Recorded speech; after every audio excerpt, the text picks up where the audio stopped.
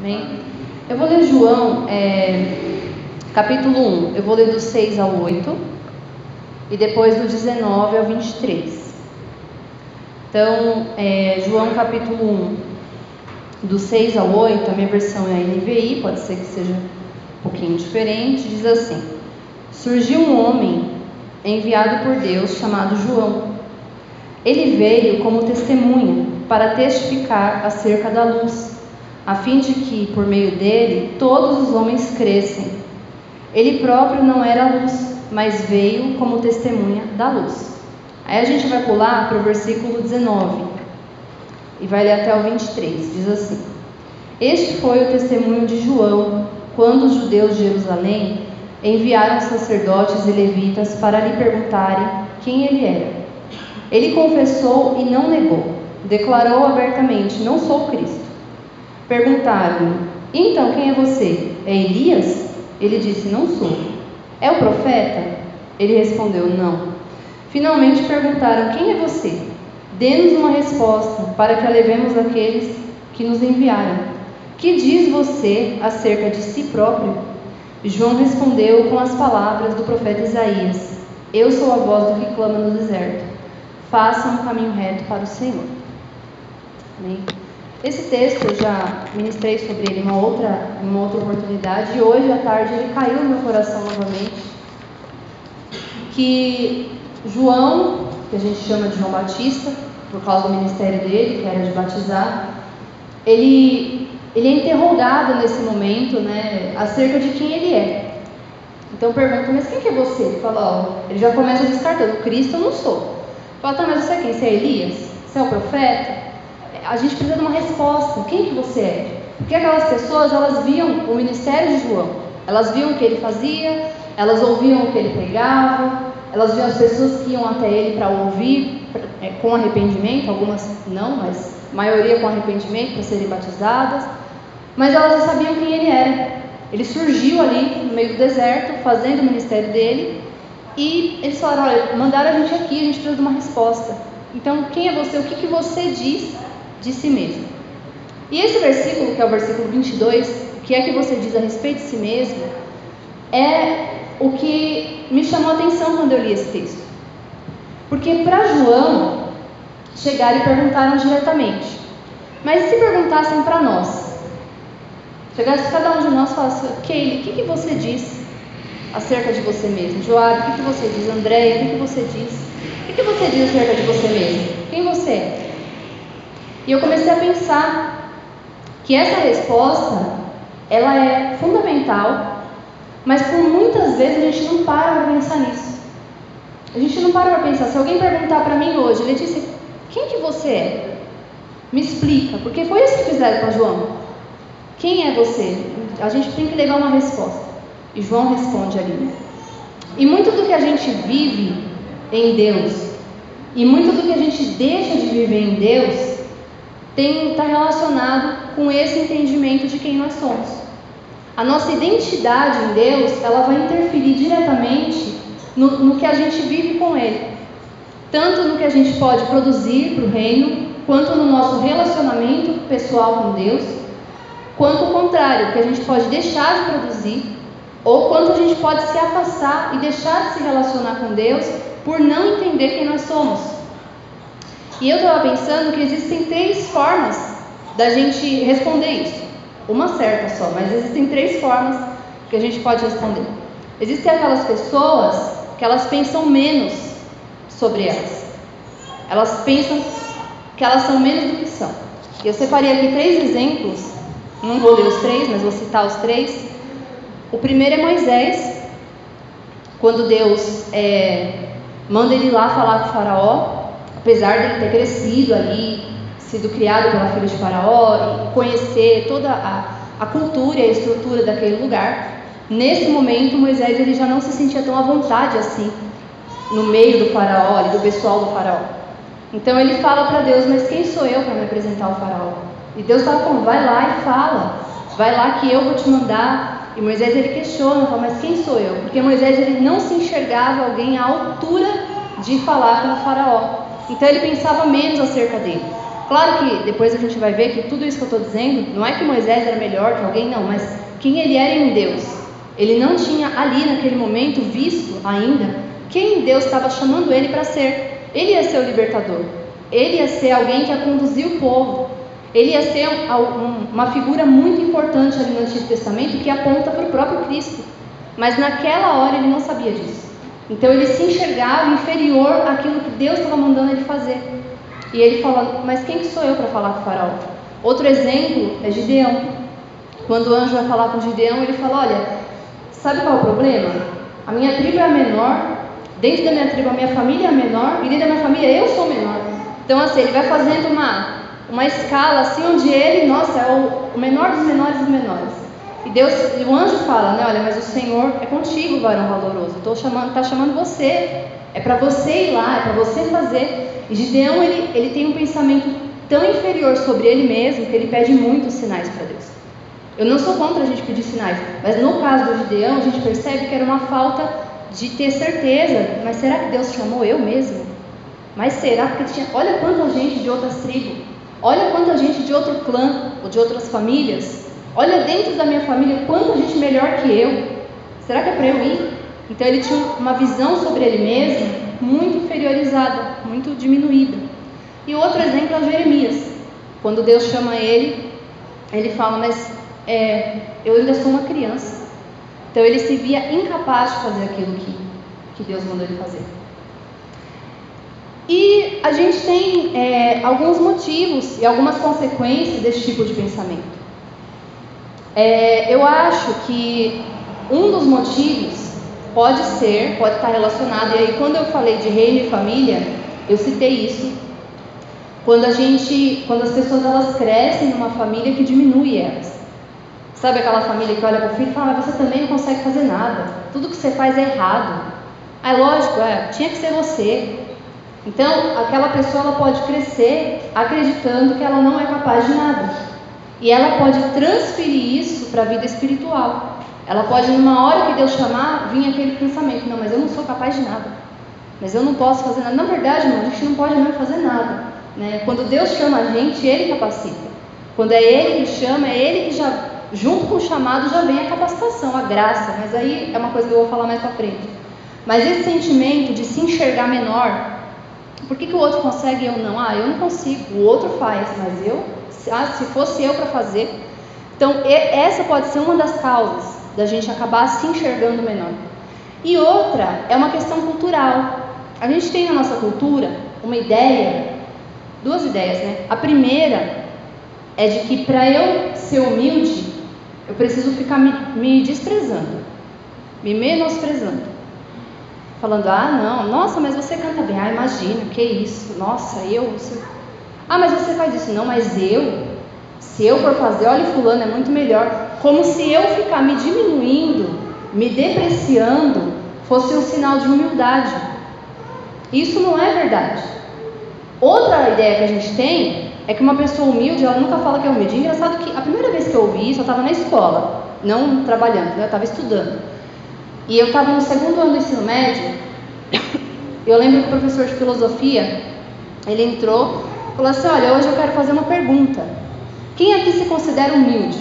E assim, tudo que era pergunta a gente não levantava a mão, porque vai estar errado, né? Então, todo mundo. E uma menina levantou a mão. E aí o resto da sala, ninguém levantou a mão, inclusive eu também não levantei, não por nada, mas porque errar por errar eu fui com a maioria, né? Também não levantei. E aí ele falou assim, olha, de acordo, eu nem sei mais quem era o pensador, porque filosofia eu só vi nessa época, né? Por nunca mais. Ele falou, de acordo com não sei quem, se a pessoa fala que ela é humilde, já é um sinal de que ela não é. E essa construção, ela está muito enraizada na nossa cultura. Se eu falar que eu sou humilde, pronto, eu já perdi meu posto de humildade, porque um humilde, ele nem se reconhece como humilde, de tão humilde que ele é. E essa ideia ela é tão absurda, que ela é antibíblica. Porque o Délio citou um versículo, está de risada, porque tá aqui para eu citar ele também. Jesus ele fala lá em Mateus 11, do 28 ao 30. Vinde a mim, todos estáis cansados, sobrecarregados, eu vos aliviarei. Tomai sobre vós o meu jugo, aprendei de mim, que sou manso e humilde de coração. Pedro vai dizer que Jesus nunca mentiu. Então, se Jesus nunca mentiu, E aí também Pedro não precisava nem dizer, né? A gente sabe que ele não teve nenhum pecado, mas assim, só para ter mais uma base bíblica, Jesus nunca mentiu. E ele disse que ele era humilde. Se ele disse que ele era humilde e ele nunca mentiu, ele era de fato humilde. Então o fato dele ter se declarado humilde não tornou ele um arrogante. E por algum motivo a gente tem isso na nossa cabeça. Eu não posso me considerar humilde, e para eu ser de fato humilde eu preciso ficar me depreciando. Eu preciso ficar me menosprezando, eu preciso ficar me colocando para baixo. Jesus se declarou humilde. E alguém aqui viu em algum momento Jesus se menosprezando, se depreciando, se colocando para baixo, falando que o que ele fazia não era tão bom quanto o outro? Então ele não fazia isso. Então esse é um extremo. É a pessoa que ela pensa menos de si. E por causa de pensar menos, ela começa a deixar de lado aquilo que Deus chamou ela para fazer. Porque, mas eu não vou conseguir. Por que não chama o outro? Por que não põe o outro para ministrar? Por que não chama o outro para orar pelo que está doente? Por que não chama o outro para ser o líder da casa de paz? Por que não chama o outro? Sempre é o outro. E eu não posso. Por quê? Porque eu tenho uma visão acerca de mim mesmo, que é inferior àquilo que Deus está me falando para eu fazer. Segunda forma, ainda tem uma coisa aqui para eu falar. Essa ideia de ficar se diminuindo, e aqui eu quero ler, porque aqui é bastante. É Êxodo 4.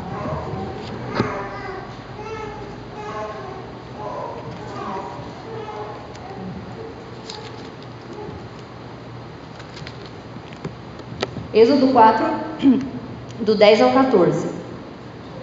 Eu citei Moisés, quando Deus chama ele, ele fala que quem é ele para falar com o faraó. E depois que Deus já falado várias coisas, Moisés continua insistindo que ele não era a pessoa certa para isso. Então aqui no capítulo 4 de Êxodo, versículo 10, diz assim: Disse, porém, Moisés ao Senhor: Ó Senhor, nunca tive facilidade para falar, nem no passado, nem agora que falaste ao teu servo. Não consigo falar bem. Disse-lhe o Senhor: Quem deu a boca ao homem? Quem o fez surdo ou mudo? Quem lhe concede vista ou torna cego? Não sou eu o Senhor?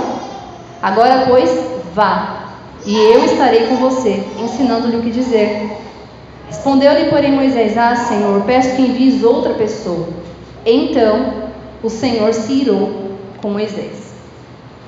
Então isso da gente ficar se diminuindo, se justificando, se depreciando, se esquivando do chamado por se considerar inferior, além de não ser uma visão bíblica, irrita Deus. Deus ele olha para Moisés: mas você não sabe falar, mas quem fez sua boca? Não fui eu? Quem faz um homem ser surdo e o outro não? Um ser cego e o outro não ser? Se eu estou falando, eu vou estar com você. Irmãos, aí Moisés tinha que ter olhado e falar: tá bom, Senhor, já entendi, mas ele fala: mas manda outro. Então ele insiste naquilo: não, eu não posso. E aí a Bíblia, o texto vai dizer que a ira de Deus, né, nessa versão não, mas na versão mais tradicional, a ira de Deus se acendeu contra Moisés. Deus se irritou, mandou Arão junto. Pelo que a gente lê no texto, o plano nem era o Arão junto. Foi porque Moisés insistiu muito, que ele era incapaz de fazer o que Deus chamou. Então esse é o primeiro extremo, quando a gente começa a se enxergar menor do que o que Deus está falando que a gente é. O segundo é o outro extremo, quando a gente pensa que é mais do que o que Deus falou que a gente é. Então esse tem um texto que eu vou ler, mas você não precisa os irmãos abrir. Marcos 14, do 27 ao 29, falando de Pedro, né? Diz assim: No caminho Jesus disse: Todos vocês me abandonarão, pois as escrituras dizem: Deus ferirá o pastor e as ovelhas serão dispersas. Mas depois de ressuscitar, irei adiante de vocês a Galileia. Pedro declarou: Mesmo que todos os outros o abandonem, eu jamais farei isso. Então a gente tem outros personagens, mas eu gosto muito de falar do Pedro quando é esse assunto, porque Pedro ele de fato ele não declarava ser alguém só pelo status. Ele acreditava mesmo que ele era alguém que estava acima do nível que ele estava. Ele acreditava que todo mundo, a escritura falou que vai todo mundo fugir, mas eu tenho certeza que eu não vou. Então ele tinha assim uma ideia sobre ele que estava além da escritura. Ele se considerava alguém acima do que já tinha sido profetizado. Então esse é um outro extremo muito perigoso, quando a gente começa a querer viver coisas e a querer fazer coisas, a querer se enxergar em coisas que nem a Bíblia diz que a gente pode. E esse exemplo do Pedro, todo mundo conhece, né? No final ele nega, no final não, né? No meio da história ele nega, depois Jesus restaura ele. E lá no final da vida, ele cumpre o que ele falou, ele morre por Cristo. Só que ele não percebeu que naquele momento que Jesus falou, ele ainda não estava pronto. Ele achava que estava. E eu gosto, como eu falei, eu gosto de citar o Pedro justamente por isso, porque ele é um personagem que eu me identifico bastante, pelo sentido assim, de que ele achava que as coisas poderiam ser do jeito dele, ele acreditava que ele já estava pronto, ele pensava que as experiências que ele teve com Deus já tinham colocado ele talvez num outro patamar, mas chega uma hora que cai a ficha, ele olha e fala, olha, na verdade, não é tudo isso ainda não. E aí Jesus fala assim, mas você ainda me ama? Ele fala, amo, então cuide das minhas ovelhas. E ele começa a trabalhar devagar, fazendo o que Deus mandou, devagar que eu falo no sentido assim, que ele achava que ele estava já num ponto, e aí ele percebe que ele ainda está um pouquinho antes, e ele vai no ritmo que deveria ser. E quando chega lá no fim da vida, ele consegue cumprir o que ele pensava que estava pronto antes. Agora ele estava, né? Deus aperfeiçoou. Então, tanto no sentido de quem pensa menos sobre si, quanto quem pensa mais, Deus tem um propósito de corrigir essa visão, de consertar isso. Basta que a gente se identifique, consiga olhar, será que eu estou em um dos dois extremos? Pode ser que a gente esteja na visão certa, que é a próxima. Mas se você se encontra ou no extremo de se achar inferior demais, que não pode fazer nada, que eu preciso continuar me depreciando aqui para manter meu cartão de humildade, ou se está no outro lado, né? Eu estou muito acima, os outros irmãos aqui fazem essas coisas, eu não faço nada disso, nossa, eu faço muito melhor, eu estou muito... Então, se a gente se encontra em um desses dois extremos, Deus ele tem um plano de corrigir isso, ele tem um propósito, e ele sabe como fazer. Ele fez com Pedro, e ele fez com os outros que eu citei. Moisés que falou, mas quem sou eu para falar com o faraó? No fim foi lá falar com o faraó. No fim libertou o povo, no fim conduziu o povo, no fim teve uma experiência com Deus, como poucas pessoas tiveram, esteve muito perto de Deus. Gideão, que fez um monte de teste lá com o Senhor, no fim ele conseguiu cumprir o que Deus tinha mandado ele fazer. Jeremias, que se achava uma criança, no fim profetizou e era um dos poucos profetas verdadeiros da época. Porque os outros todos falavam, não, isso aqui vai acontecer isso não, Deus vai livrar o povo, ninguém vai ser levado cativo, nada. Depois quando viu que foi, não, mas isso aqui é provisório, daqui a um tempinho a gente volta para a nossa terra. E Jeremias era um dos poucos ali, fiéis, falando o que Deus falou, não, olha, Deus trouxe, a gente vai ficar aqui, os que ficaram aqui não é para ir para o Egito, aquela história toda. Então todos eles, tanto os que pensavam menos sobre si, que eram esses três, quanto o exemplo que eu dei, que era o Pedro, que pensava mais a respeito de si próprio, eles tiveram conserto. Então a gente também, se a gente estiver com a nossa visão desalinhada, errada, se enxergando de forma errada, existe um conserto. E como que funciona isso? Bom, a gente precisa caminhar para a terceira forma de responder essa pergunta. Se alguém perguntasse hoje, quem é você? A terceira forma é saber quem nós somos em Deus. Porque nós, por nós mesmos, como eu falei, somos nada. Não somos iguais, ou não somos diferentes de nenhuma outra pessoa. Claro que um ou outro acaba tendo uma aptidão maior, mas não faz muita diferença. Agora, quando a gente descobre quem nós somos em Deus, aí isso sim faz a diferença. E quem nós somos em Deus? Separei alguns versículos. Vou fazer uma leitura rápida para ler todos eles. 1 Pedro 2, 9 e 10. Vocês, porém, são geração eleita, sacerdócio real, nação santa, povo exclusivo de Deus, para anunciar as grandezas daquele que os chamou das trevas para a sua maravilhosa luz. Antes vocês nem sequer eram povo, mas agora são povo de Deus.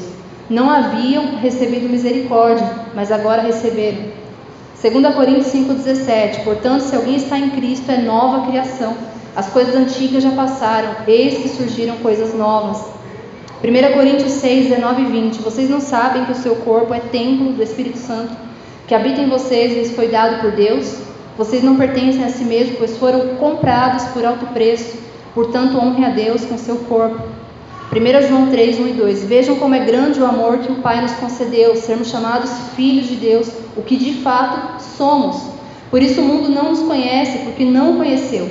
Amados, agora somos filhos de Deus e ainda não se manifestou o que havemos de ser, mas sabemos que quando Ele se manifestar, seremos semelhantes a Ele, pois o veremos como Ele é. Romanos 8,14, porque todos que são guiados pelo Espírito de Deus são filhos de Deus. Mateus 5, 13 e 14, vai falar que nós somos sal da terra e luz do mundo. Irmãos, eu peguei esse, mas tem inúmeros versículos que falam da nossa identidade, quem nós somos. Nós somos filhos de Deus, nós somos sal da terra, nós somos luz do mundo. Nós somos agora sacerdócio real, um povo exclusivo de Deus, nação santa. Nós somos templo do Espírito Santo. Quando nós sabemos isso, nós descobrimos quem nós somos. E aí quando Deus nos chama para alguma coisa, nos chama para algum ministério, nos dá alguma função, nos dá alguma tarefa, alguma atividade, o que precisa vir na nossa mente é: Deus está me confiando isso, porque eu sou filho dele, porque eu sou templo do Espírito Santo, porque agora eu sou povo exclusivo de Deus, e eu vou fazer isso porque ele vai me capacitar. Então, ajustar essa visão é fundamental, como eu falei lá no começo, para o que a gente vai viver com Deus, ou para o que a gente vai deixar de viver. Porque se eu não ajusto a minha visão, eu começo a perder coisas que Deus gostaria que eu vivesse. Eu não consigo alinhar, eu não consigo ajustar aquilo que eu penso ser com aquilo que Deus pensa sobre mim. Não, como eu falei antes, porque eu sou melhor ou nada, mas pela graça. Todos nós que entregamos nossa vida a Jesus, Jesus é o nosso Senhor, nós estamos debaixo dessa graça. E a graça capacita. Para a mesma coisa? Não, não é para a mesma coisa. Paulo vai dizer que é igual no corpo, cada um vai ter a sua função. E aliás, uma coisa que atrapalha muito a gente entender quem somos e qual é a nossa função é quando a gente começa a se comparar. A gente começa a olhar e falar: eu até faço isso, mas olha como que o fulano faz. Eu até aquele dia eu desenvolvi, mas você viu quando o outro faz como é muito melhor? Ou o contrário, né? Nossa, fulano faz, mas eu faria melhor. Então qualquer um dos dois lados, a comparação, ela atrapalha demais a nossa caminhada com Deus. Se a gente olhar tanto para a Bíblia quanto para a história, a gente vai ver pessoas que a participação delas, ela parece pequena, mas ela serviu como uma ponte para um próximo ministério.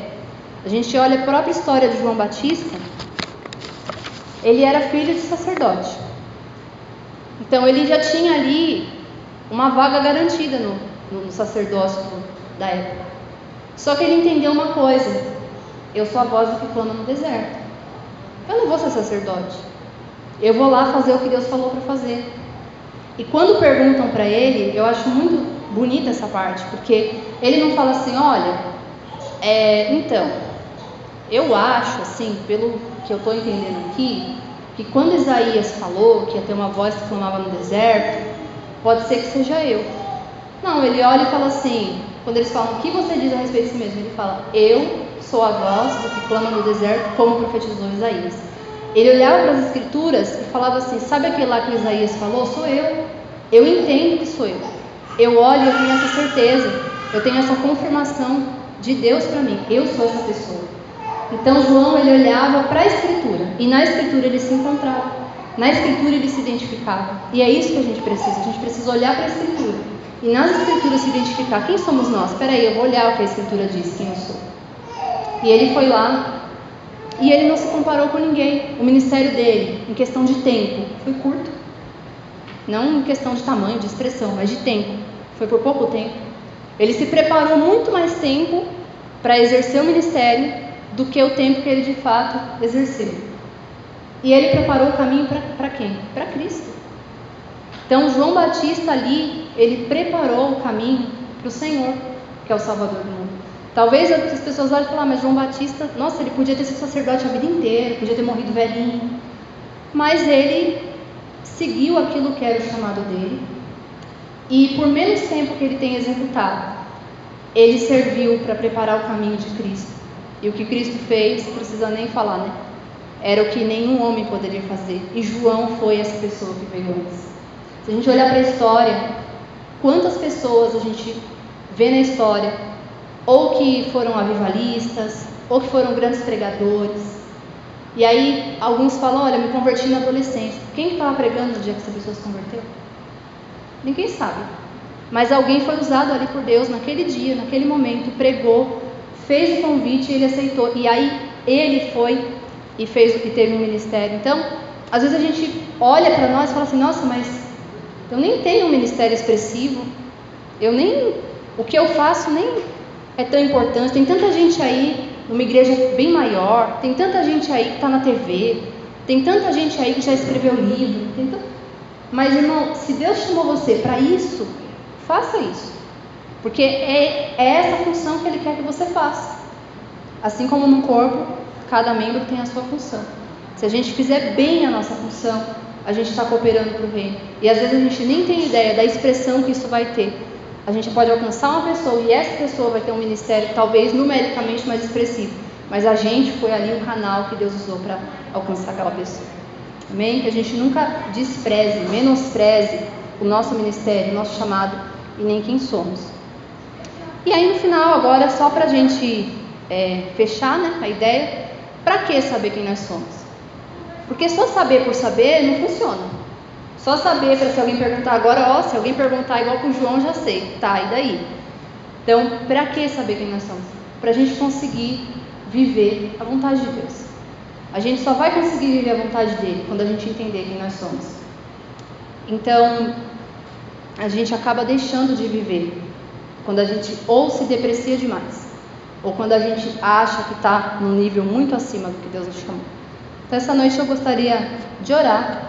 Os irmãos, se nós puderem se colocar em pé, para Deus nos ajudar a alinhar essa visão. Se a gente tem entendido quem somos, que Deus nos conserve assim. Mas se a gente tem ido para um dos dois extremos, ou de se achar inferior, ou de se achar superior ao que somos, que Deus nos ajude a ajustar. E aí, irmãos, Deus ele sabe a forma de fazer isso. Eu sei que o caminho, o primeiro passo é olhar para as Escrituras. E aí como Deus vai conduzir isso, como Ele vai trabalhar na vida de cada um de nós, é Ele que determina, porque Ele sabe como nos tocar, como nos moldar. Amém? Senhor, em nome de Jesus, Pai, eu agradeço pela Tua palavra. Eu quero colocar diante do Senhor as nossas vidas, pedindo que o Senhor nos faça enxergar dentro de nós, Pai. Se a nossa visão ela está alinhada à Tua vontade, se nós conseguimos perceber quem nós somos dentro da Tua palavra, dentro do que diz as Escrituras, ou se nós temos, meu Pai amado, tido uma visão distorcida acerca de nós mesmos, uma visão que nos atrapalha de viver a Tua vontade, uma visão que nos atrapalha, Senhor, que interfere no nosso chamado, no nosso ministério, até mesmo no nosso relacionamento com o Senhor, Pai. Porque quando nós achamos que não somos nada, que não merecemos, nós podemos nem nos achegar a Ti, achando, meu Deus, que nós não somos dignos. Mas pela Tua graça, Pai, o Senhor nos deu esse livre acesso, o Senhor nos deu, Pai amado, essa permissão, essa condição de nos achegarmos ao Senhor. Que em nome de Jesus nessa noite, o Senhor confronte nos nossos corações, nos faça perceber, nos faça ver, nos faça enxergar, Pai. Se nós precisamos alinhar essa visão, ajustar essa visão, Senhor, e entender que nós somos de acordo com a Tua palavra, entender que nós somos filhos de Deus, entender, Senhor amado, que nós somos um povo exclusivo, entender que nós somos servos, que o Senhor é o Senhor da nossa vida, entender, Senhor amado, que nós somos sacerdócios santos, nós somos, meu Pai amado, aqueles que são chamados para ser sal, para ser luz, aqueles, meu Deus, que são chamados para que nessa terra sejam testemunhas do Senhor. Deus nos faz enxergar, Pai, através da Tua palavra, a nossa identidade. Não permita, Pai amado, que o mundo ele coloque na nossa mente qual é a nossa identidade. Não permita, Senhor amado, que nós mesmos coloquemos na nossa mente o que nós somos, mas que nós possamos filtrar, Senhor, esse entendimento pela Escritura. Que nós possamos entender, Senhor amado, pela Tua palavra, a luz da Tua palavra. Meu Deus, aquela que ilumina, que clareia a nossa mente, que nós possamos enxergar através dela quem nós somos, Pai, e frutificar para o Teu reino, em nome de Jesus Cristo. Amém? Essa era a mensagem que o Senhor colocou no meu coração. Amém? Já pastor? Eu vou falar do pastor. Irmãos, boa noite a todos. Estava ouvindo a Letícia pregar, né? Para o nosso coração. Nós temos dois grandes desafios, irmãos, dentro daquilo que a Letícia ministrou essa noite. E a gente percebe isso nas Escrituras, né? Primeiro é conhecer as Escrituras. Segundo é aplicar as Escrituras. Os saduceus erravam porque não conheciam as Escrituras. Os fariseus erravam porque eles não sabiam aplicar as Escrituras. Então, há um desafio para a gente aqui, nessa palavra que a Letícia ministrou ao nosso coração, de aplicar a nossa vida segundo o que a palavra diz. E esses são os dois desafios. Primeiro, conhecê-la. Segundo, aplicá-la. Deus nos dê graça nessas duas coisas, né, irmãos? Amém? Queridos, nós estamos terminando o culto. Daqui 30 minutinhos começa o quiz da Jubrac. Domingo agora, irmãos, é o nosso culto de Santa Ceia, tá bom? Os irmãos se organizem, se preparem. A gente está aqui junto, ceando, celebrando o nome do Senhor Jesus Cristo. Amém, amados? Amém? Nós já estamos aí chegando no final das casas de paz, mas no domingo a gente fala um pouquinho melhor sobre isso, tá bom? Vamos orar, irmãos, vamos agradecer a Deus em nome de Jesus. Levante sua mão. Pai amado, Pai santo, Pai querido, nós te louvamos. Rogamos a tua graça, teu cuidado, teu favor e tua misericórdia. E eu oro, Senhor, para que o Senhor nos ajude, dentro daquilo que nós ouvimos nessa noite, a aprender quem nós somos e aplicar a verdade de quem nós somos na vida, Senhor. Ajuda-nos, dá-nos graça, Senhor. Fortalece a nossa mente, o nosso coração, o nosso caminho, Pai. Em nome do Senhor Jesus Cristo. Eu oro a Ti, Senhor, pedindo a Tua graça sobre cada um dos Teus filhos e rogo, Senhor, as Tuas misericórdias. Livra-nos de todos os maus, guarda-nos no caminho de volta, estenda a Tua mão de graça, de favor e de misericórdia. E se o dia de amanhã nos pertencer, seja a Sua graça, cuidado, favor e misericórdia, em o nome do Senhor Jesus Cristo. Amém e graças a Deus. Levante suas mãos, que o grande amor de Deus, que a graça do nosso Senhor e Salvador Jesus Cristo e as duas consolações do amado Espírito Santo com todos, desde agora e para todos sempre. Vamos dizer todos juntos e vamos dizendo a paz do Senhor Jesus. Amém.